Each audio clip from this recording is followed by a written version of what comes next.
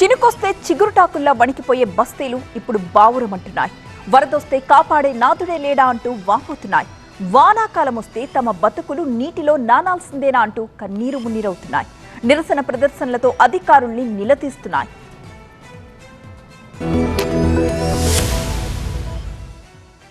ఇక్కడ ఆందోళన చేస్తున్న వీరంతా హైదరాబాద్ అమీర్పేట వాసులు.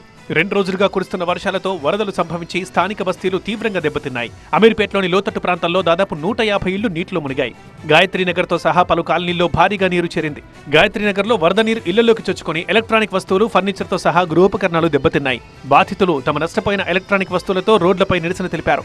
అధికారుల నిర్లక్ష్యాన్ని ఖండిస్తూ ఆందోళనకు దిగారు. డ్రైనేజీ వ్యవస్థలు సరిగ్గా లేకపోవడం, చెత్తతో నీటి కాలువలు మూసుకుపోవడంతో చిన్న వర్షానికే కాలనీలు మునిగిపోతున్నాయని స్థానికులు ఆవేదన వ్యక్తం చేస్తున్నారు. గతంలో ఇలాంటి సమస్యల్ని పరిష్కరించడంలో అధికారులు విఫలమయ్యారని, ప్రభుత్వం తక్షణ చర్యలు తీసుకోవాలని డిమాండ్ చేశారు. ముఖ్యంగా కిరాణా, బట్టలు, ఇతర అవసరమైన వస్తువులు నీటిలో కొట్టుకుపోయాయంటున్నారు. అధికారులు వరద నివారణకి శాశ్వత పరిష్కారం చూపించాలని, నష్టపరిహారం అందించాలని కోరుతున్నారు. ఇళ్లలో నీరు చేరడంతో 50,000 నుంచి 2 లక్షల దాకా విలువైన ఎలక్ట్రానిక్ వస్తువులు పాడయ్యాయని బాధితులు అంటున్నారు. వర్షాకాలంలో ఇలాంటి సమస్యలు ప్రతి ఏటా ఎదుర్కోవాల్సి వస్తుందని, వారికి వెంటనే ఆర్థిక సాయం అందించి తమ బస్తీల్లోని రోడ్లు, డ్రైనేజీలు సరిచేయడానికి శాశ్వత పరిష్కారం చూపించాలని డిమాండ్ చేశారు.